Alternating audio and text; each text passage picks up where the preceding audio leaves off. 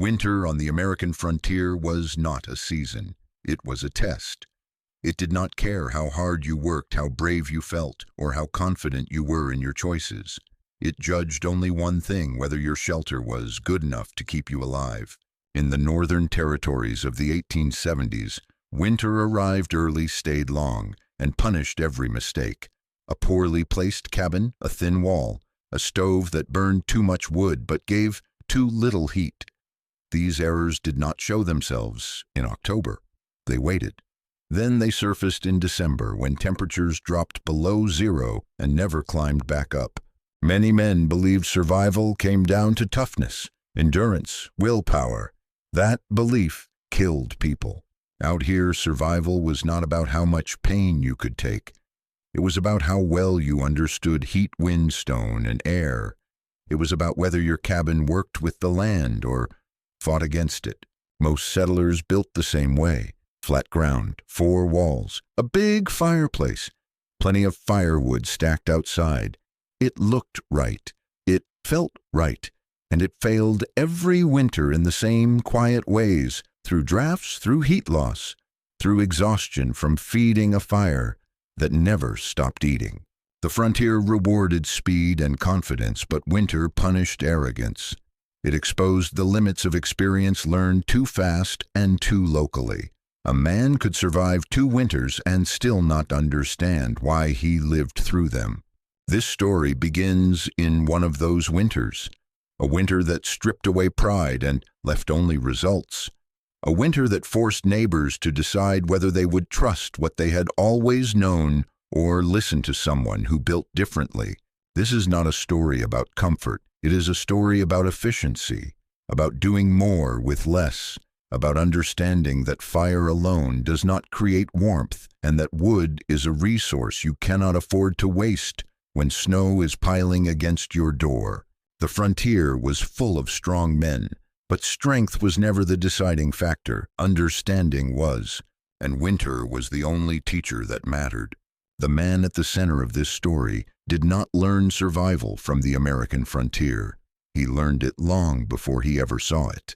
He came from a cold place where winter was not an event but a constant presence, a place where people did not argue about whether stone was cold or warm. They already knew the answer. Stone was stable. Stone remembered heat.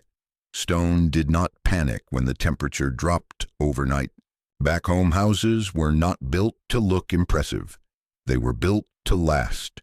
Walls leaned into hillsides. Storage rooms were dug into earth. Fire was used carefully, not constantly. You did not burn wood to feel warm in the moment. You burned it to load heat into mass that would last through the night. That way of thinking shaped him more than any single winter ever could. When he arrived in the Montana Territory, he noticed something right away. The land was harsher than what most settlers admitted. Wind cut across open valleys without mercy. Trees were scattered, not endless. Firewood was not guaranteed forever, and winter did not forgive cabins that leaked heat. Most men around him were experienced. They had crossed plains, fought weather, built fast, and survived. But their knowledge came from repetition, not reflection. They knew what they had done before. They did not always know why it worked or why it failed. This man asked different questions. Where does cold air go? Where does heat stay? What happens when fire goes out at 3 in the morning? He did not believe shelter was about square footage. He believed it was about control. Control of air. Control of heat. Control of exposure. So when he chose land, he did not look for flat ground or easy access. He looked for protection, stone, earth, a place that already resisted winter before a single log was cut. To his neighbors, this looked backward, unnecessary, risky. To him, it was familiar. He was not trying to reinvent survival. He was trying to remember it. To most frontier settlers, a cave meant danger. Darkness, damp air, cold stone. They saw it as a place to avoid, not a place to live. That reaction was emotional, not practical. For most of human history, people survived cold climates by moving closer to the earth, not farther away from it. Long before lumber mills and iron stoves, the ground itself was the most reliable form of insulation available. Caves, earth houses, sod homes, and hillside shelters all shared one advantage: temperature stability. Deep earth does not care what the weather is doing outside, while surface air can swing from 90 degrees in summer to 40 below in winter. The temperature underground moves slowly and predictably. This was not theory, it was observed fact. In Northern Europe, families stored food in stone-lined cellars that never froze. In Iceland, turf houses stayed livable through storms that destroyed timber structures. In Scotland and Scandinavia, outbuildings were cut into hillsides to preserve grain tools and life itself. The cave offered something no open-field cabin ever could: time. Time before heat escaped. Time before cold crept in. Time to sleep through the night without feeding a fire every 2 hours.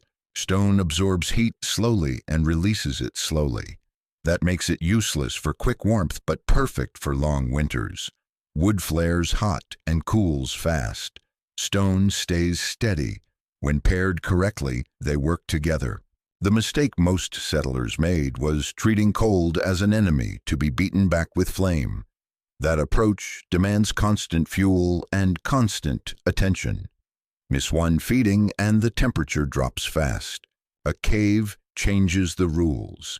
The surrounding rock becomes part of the shelter. The mountain itself acts as a buffer between a man and the storm. Wind loses its power. Temperature swings flatten out. Fire becomes a supplement, not a lifeline. Living in a cave was not primitive. It was selective. It meant choosing physics over appearance, function over habit, results over reputation. What looked like madness to others was simply a different starting point, one shaped by centuries of people who could not afford to be wrong about winter. On the frontier, confidence mattered. Men who hesitated lost land, lost time, or lost their chance altogether. That environment rewarded quick decisions and punished doubt. Over time, confidence hardened into certainty. Most settlers believed they understood winter because they had survived it. If their cabin held through 1 or 2 hard seasons, they considered the method proven. They trusted experience more than explanation. That trust became pride. When someone built differently, the reaction was immediate. Not curiosity, but correction. Not questions, but warnings. The message was always the same. This is how it's done here. Old world building methods were seen as outdated. European ideas were fine for stone villages and crowded valleys, but this was America. Wide land, open sky, plenty of timber. Why hide in the ground when you could build big and burn more wood? Physics did not care about that logic. Cold air still sank. Warm air still rose. Wind still pulled heat through gaps no matter how confident a man felt about his walls. Firewood still disappeared faster than it could be replaced in midwinter. But frontier culture rarely separated results from identity. Admitting a different method worked meant admitting your own might be flawed. That was harder than enduring discomfort. So skepticism grew louder. A cabin in a cave was called wasteful, cowardly, unhealthy. People said stone held cold. They said darkness caused sickness. They said fresh air meant open air. What they did not say was whether their own homes stayed warm through the night without constant labor. Old world builders approached shelter like a system. Every part had a role. Airflow mattered, mass mattered, orientation mattered. They designed structures to slow loss, not chase warmth. Frontier builders often focused on speed and size. Big fires, big chimneys, big promises that winter would break soon. The conflict was not between new and old. It was between habit and understanding. One side trusted what felt right. The other trusted what had already been tested over generations. Winter would decide which mattered more. The difference showed up in the way the cabin was built. Instead of standing exposed at the cave entrance, the structure was set back using the rock face as a shield. The mountain was not decoration, it was part of the design. 3 sides already resisted wind temperature swings and drifting snow before a single log was stacked. The cabin itself was not large. It did not need to be. Space does not create warmth. Control does. Logs were fitted tight, not stacked fast. Gaps were treated like leaks in a boat, not minor flaws. Clay, fiber, and pitch were packed where air might slip through. Heat loss was treated as a problem to be eliminated, not endured. The floor mattered as much as the walls. Cold settles low. That was known long before thermometers. The floor was raised, creating a space where cold air could move away instead of pooling underfoot. Stone beneath the cabin absorbed temperature changes instead of reflecting them. Air was allowed to move, but only where it was useful. Dead spaces trapped insulation. Channels guided cold air down and away. Warm air rose, spread, and slowed when it met stone instead of escaping through a roof. The mountain did most of the work quietly. It blocked wind that tore apart valley cabins. It softened temperature drops that cracked stoves and split timbers. It made time an ally instead of an enemy. This approach confused people because it did not look strong. There were no thick exterior walls facing the storm, no towering chimney throwing sparks into the sky, no visible battle against the cold. That was the point. The design assumed winter would win any direct fight, so it avoided fighting at all. Instead of resisting the mountain, the cabin borrowed its stability. Instead of challenging the cold, it redirected it. Instead of relying on constant effort, it relied on setup. The work happened before winter arrived. Once the snow fell, the system took over. That difference between effort and preparation was what most settlers had never been taught to value. Most frontier men believed one thing without question: more fire meant more warmth. When winter came, they built bigger hearths, burned larger logs, and kept flames going day and night. The goal was simple: never let the fire die. That belief wasted wood and wore people down. Fire creates heat, but it does not store it. The moment a fire fades, the warmth goes with it. A large flame gives quick comfort, then leaves cold behind. That cycle forces constant labor.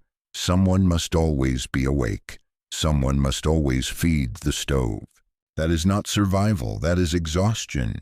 Older building traditions understood this difference. They treated fire as a tool for charging mass, not as the heat itself. Stone, brick, and earth absorb heat slowly and release it just as slowly. Once warmed, they keep working long after flames are gone. This is where many settlers went wrong. They focused on the firebox and ignored everything around it. A small fire burned hot transfers, more usable heat than a large fire burned low. Hot fires burn cleaner. They push heat deeper into stone. They waste less fuel on smoke and draft. A masonry heater works on this principle. The fire burns fast. Smoke is forced through channels inside stone before it exits. Heat stays behind. The room warms evenly, not in spikes. Wood consumption drops, but comfort increases. This was not innovation. It was refinement. In cold regions, wood was precious. Cutting, hauling, and splitting it took time and calories. Burning twice as much wood for half the warmth made no sense when winter lasted months. The cave amplified this advantage. Stone surrounding the cabin acted as an extension of the heater. Heat did not vanish into the sky. It soaked into walls and ceiling and returned slowly through the night.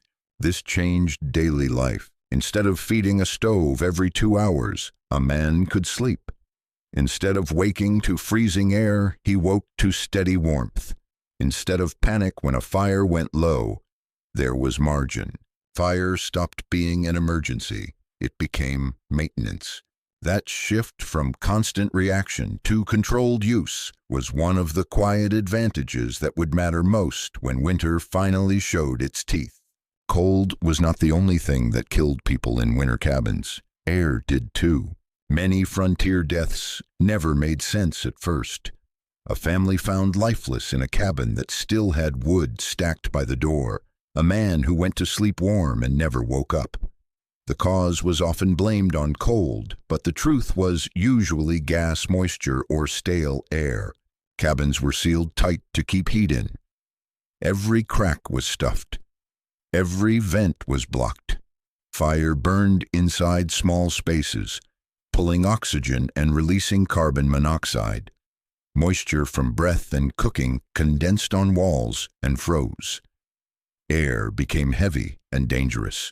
Most people thought fresh air meant open doors and windows. In winter, that meant drafts and heat loss. So they chose suffocation over cold without realizing it. Older designs handled this differently. Air was allowed to move, but slowly. Cold air was guided low and away. Warm air rose and lingered. Exhaust paths were planned, not accidental. Fresh air entered without creating wind. The cave helped here, too. Deep stone absorbed moisture instead of trapping it. Temperature stability reduced condensation. Air spaces acted as buffers instead of dead ends. Ventilation was not about comfort, it was about survival. A cabin that stays warm but slowly poisons its occupants is a failure. A cabin that breathes while holding heat is a success. This balance was difficult to achieve in open structures. Wind fought every attempt at control. Chimneys pulled air unpredictably. One bad gust could reverse airflow and fill a room with smoke. Inside the cave, air moved gently. Pressure changes were small. Drafts were rare. Fire behaved predictably. Most settlers never saw air as a system. They saw it as empty space. Something invisible and therefore unimportant. That mistake cost lives every winter. Understanding air meant understanding that shelter was more than walls and fire. It was an environment, one that had to be managed even when no one was watching. And when the storms came, the cabins that ignored air paid for it quietly and permanently. Every frontier winter had a moment when talk stopped and reality took over. This one arrived without warning. The temperature fell hard, then kept falling. Wind followed driving snow sideways across open land. Drifts erased fences, paths disappeared. Sound itself seemed to vanish under the weight of cold. Valley cabins were the first to feel it. Fires burned hotter and longer. Wood piles shrank fast. Doors iced shut. Smoke backed up chimneys when the wind shifted. Inside, people stayed close to the stove, not because it was warm, but because everything else was worse. This was when pride started to cost something. Men who had laughed at careful planning now fed their stoves every hour. Sleep came in short bursts. Someone always had to be awake. Children cried from cold. They could not escape. The cabin became a place to endure, not live. Out in the open wind found every weakness. It pulled heat through seams that had never mattered before. It forced cold air under floors and behind walls. No amount of fire could keep up with loss. Up against the mountain, things were different. The storm hit rock first. Wind was broken and redirected. Snow settled instead of slamming. Temperature dropped but slowly. Inside, the stone and earth change came at a measured pace. This contrast was not dramatic at first. It showed up in small ways. A fire that lasted longer. A room that stayed steady. A man who slept through the night instead of waking to feed a flame. But as the hours turned into days, the difference became impossible to ignore. One system demanded constant effort. The other demanded patience. The storm did not reward bravery. It did not care who worked hardest. It favored whatever leaked the least. By the second night, people began to understand that winter was not impressed by stubbornness. It responded only to preparation. And somewhere between the howling wind and the quiet stone, The frontier learned a lesson it had resisted for years. You do not survive winter by fighting it. You survive by refusing to give it easy access.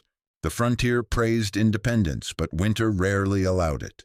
As the storm stretched on, the idea of every family surviving alone began to collapse. Wood ran low, stoves cracked, chimneys iced over. What had started as discomfort turned into risk. Leaving your cabin was not an easy decision. A home represented labor pride and self-reliance. Walking away from it felt like failure. But winter did not care how a decision felt. It cared only whether it worked. One by one, people made the same calculation: stay and freeze slowly, or move and risk everything in the open cold. Community, long treated as optional, became essential. The mountain shelter was not large, but it was stable. Its warmth did not depend on constant feeding. Its air did not turn foul overnight. It could absorb more people without collapsing into chaos.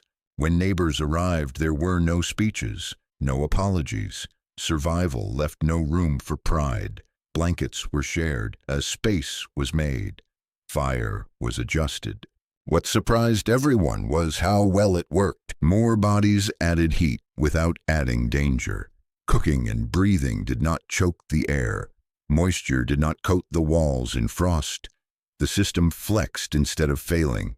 This was not luck, it was design. Frontier cabins were built for single families fighting the cold alone. This shelter had margin. It assumed winter would push harder than expected and planned for it. Living together under pressure changed people. Conversations replaced complaints. Tasks were divided. Silence became rest instead of tension. Winter stripped life down to essentials: warmth, air, food, trust. The storm did something no speech ever could.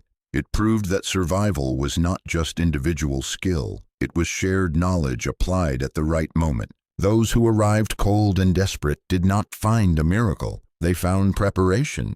And for the first time that winter, fear loosened its grip. Crowding was supposed to be the breaking point. That was the assumption everyone carried with them into the shelter. 11 people in a small space should have meant stale air, damp walls, rising tension, and falling temperatures. That is what happened in most frontier cabins when even a single extra person stayed the night.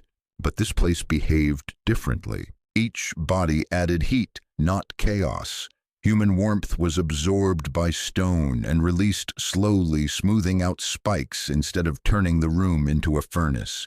The walls did not sweat. The ceiling did not drip. The air stayed clear.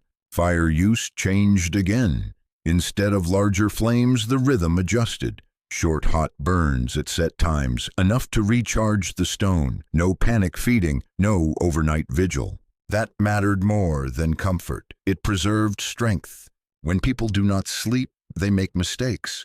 When they are exhausted, they burn fuel carelessly. When they panic, they overreact. This shelter prevented that spiral. Meals were simple but regular. Water stayed liquid. Tools did not ice over indoors. Hands stayed steady enough to work. These details decided outcomes more than courage ever could. The layout helped. Warm air rose and spread, not trapped at the ceiling. Cooler air settled low and moved away instead of pooling. Fresh air entered gently without drafts. Smoke behaved. Carbon monoxide stayed where it belonged, outside. Nothing about it felt dramatic. That was the point. The real test of a shelter is not whether it impresses visitors. It is whether it keeps working when conditions worsen and people multiply. Frontier cabins were built to survive average winters with average use. This system assumed extremes. It assumed mistakes. It assumed strain. And because of that, it held. In tight quarters, something else happened. People slowed down. They listened. Stories replaced complaints. Quiet replaced fear. Survival became routine instead of urgent. 11 people lived through that stretch of winter not because they were tougher than anyone else, but because they were standing inside a system designed to absorb pressure. That difference between a shelter that collapses under stress and one that stabilizes it was something none of them would forget. When the storm finally loosened its grip, people did not rush back to how things were. They had seen too much. Cabins that once seemed solid now looked fragile. Chimneys felt oversized and wasteful. Firewood piles, once a sign of preparedness, were revealed as proof of inefficiency. Questions replaced jokes. People wanted to know why the shelter worked, not in vague terms, but in measurements. How far from the stone wall? How much rock? How often was the fire lit? Where did the air move? What mattered was not copying the cave itself, but copying the thinking behind it. Not everyone had stone nearby. Not everyone could build into a hillside, but everyone could change how they built. North walls were banked with earth. Fireplaces were rebuilt with stone behind them. Open rafters were closed off to slow heat loss. Chimneys were shortened and tightened. Fires were burned hotter and shorter. These were small changes. They did not require new land or special tools. They required understanding.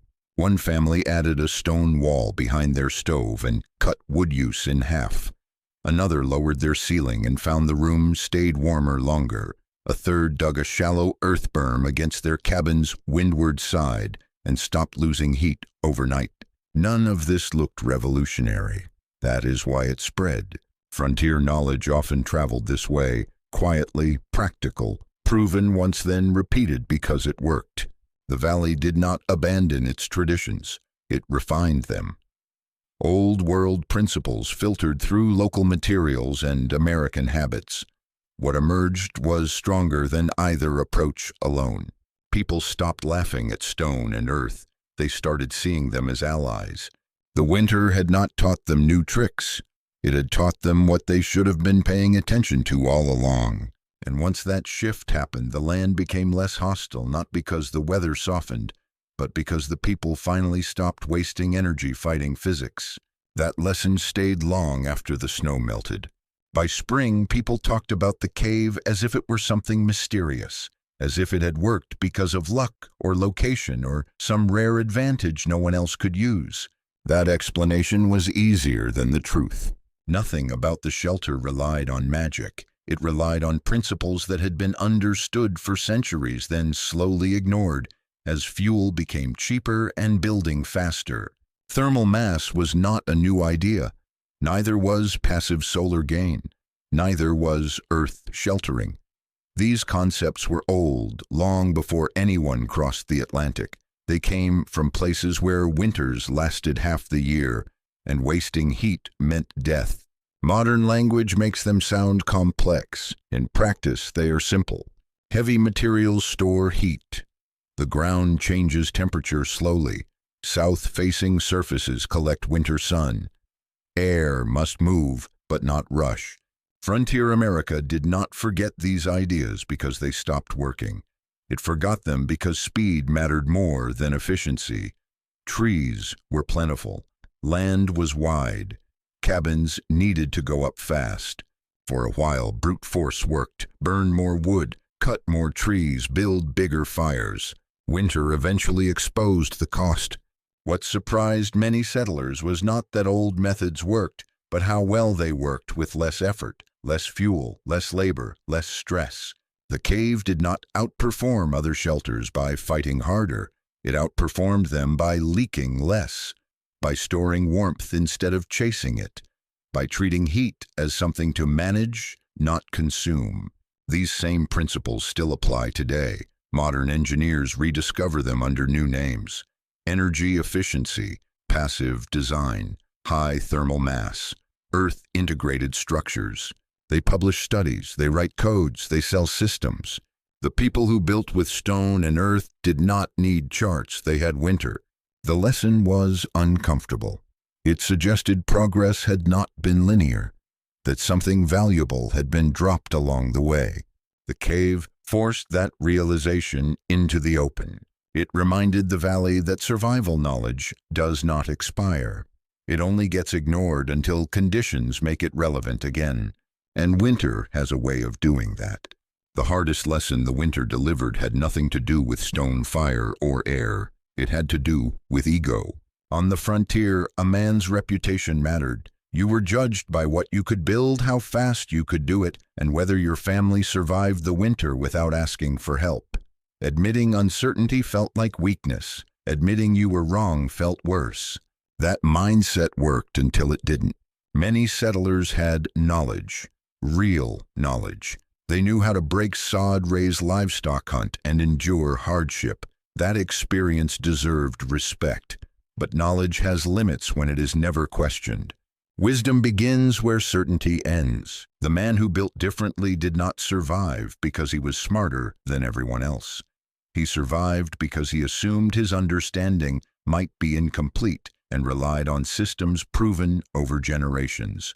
He trusted principles more than pride. That difference mattered. Frontier life punished arrogance quietly. A draft you ignored in October became frostbite in January. A stove you trusted too much failed at the worst moment. A belief you refused to question left no margin when conditions changed. Humility created margin. It allowed people to ask questions instead of defending habits. It made room for learning from someone whose background felt unfamiliar. It turned survival into a shared effort instead of a private contest. After that winter, conversations changed.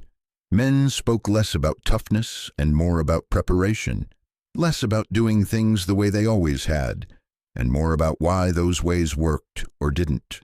This shift did not make people weaker. It made them more effective. Frontier wisdom was never about knowing everything. It was about knowing what mattered and being willing to adapt before you were forced to. The land did not care where an idea came from. Neither did the cold. The people who lasted were the ones who learned to separate pride from survival. They understood that borrowing good ideas was not failure, it was intelligence.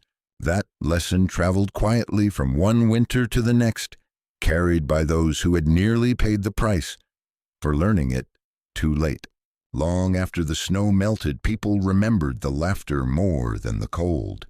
They remembered how certain they had been, how confident, how quick to judge a shelter that did not match what they expected a home to look like. The cabin itself did not last forever. No frontier structure did. Stone cracked, timber aged. Eventually people moved on built additions or chose easier ground as life stabilized. That was the natural course of things. But the ideas stayed. The mountain shelter changed how the valley thought about building. It changed how they thought about winter. More importantly, it changed how they thought about listening. People stopped assuming that new land required new answers to every problem. They began to understand that some problems, cold wind fuel fatigue, never really change. Only the tools around them do. The cabin proved something simple and uncomfortable. Most suffering in winter was optional, not because winter could be defeated, but because it could be planned for better. What mattered was not where the shelter stood, but how it behaved. Did it slow heat loss? Did it manage air? Did it allow people to rest instead of react? Those questions outlived the structure itself. The man who built into the mountain never made a point of being right. He did not lecture, he did not demand credit. He explained when asked and kept working. That quiet confidence earned more respect than argument ever could. Frontier history often celebrates dramatic survival, last stands, near deaths, narrow escapes. This story was different. Its success was quiet, boring even by popular standards. No heroics, no miracles, just a system that worked when it needed to. That is why it mattered. The laughter faded first. The lessons stayed longer. And in a place where winter returned every year without fail, that was the only kind of victory that counted. If you had to build today, really build, not just buy materials and follow a checklist, the same rules would still apply. Technology has changed. Tools are better. Insulation is cheaper, but winter has not softened. Cold still moves the same way. Heat still escapes the same way. Wind still finds gaps. Fuel still runs out faster than planned when temperatures stay low. Most modern homes are expensive, not efficient. They rely on systems that must run constantly. When power fails or fuel prices rise, those houses reveal the same weakness frontier cabins once did. What mattered then still matters now. Location comes first. A south-facing slope still beats a flat, exposed site. Natural windbreaks still save more energy than thicker walls. Building with the land reduces the work you have to do every day afterward. Thermal mass still works. Stone, brick, concrete, anything heavy that can absorb heat and release it slowly adds stability. It turns short bursts of heat into long-term comfort. Fire is still better used in controlled burns than constant low output. Whether it's wood, propane, or electricity, charging mass is more efficient than chasing air temperature. Air still needs management. Tight buildings without proper ventilation create new problems. Drafty buildings waste heat. The balance matters more than ever. You do not need a cave, but you do need the mindset that produced it. That mindset asks different questions. Where does heat go when the system shuts off? What happens at 3 in the morning? What works when nothing else is running? Most building failures show up under stress, not comfort. The people who built to survive winter did not aim for luxury. They aimed for margin. Margin meant fewer emergencies, fewer mistakes, fewer nights wondering if the fire would last. If you are thinking about a cabin, an off-grid home, or a place to ride out hard weather, the lesson is simple. Do not build to impress. Build to reduce dependence. Build to rest. Those priorities mattered in the 19th century. They matter just as much now. Winter still decides who planned well. People like to say the frontier is gone, that the hard parts are over, that survival now belongs to machines, systems, and convenience. That has never been true. The real frontier was never the land. It was never the mountains, the plains, or the winter itself. The real frontier was always the boundary between what people think they know and what they are willing to learn. That boundary still exists. In the 19th century, it showed up as overconfidence in fast cabins and big fires. Today, it shows up as blind trust in systems we do not understand and preparations we never test. Different tools, same mistake. The people who survived the hardest winters were not the strongest or the loudest. They were the ones who questioned assumptions early before the weather forced the issue. They understood something simple: nature does not negotiate, physics does not compromise, and pride does not keep you warm. The man who built into the mountain did not defeat winter. He respected it. He assumed it would arrive harder than expected and stay longer than planned. That assumption shaped every decision he made.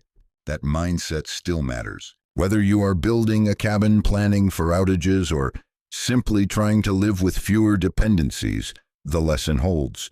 Systems fail. Weather changes. Comfort disappears faster than people expect. What remains is preparation, adaptability, and humility. Frontier wisdom was never about doing everything yourself. It was about knowing when to borrow knowledge that had already been paid for with other people's mistakes. The future will create its own winters, energy shortages, extreme weather, fragile supply chains. When that happens, the same question will return. Did you build for convenience or did you build for reality? The people who last are not the ones who insist they are right. They are the ones who stay curious long enough to adjust. That was true on the American frontier. It is true now. The land has changed. The test has not.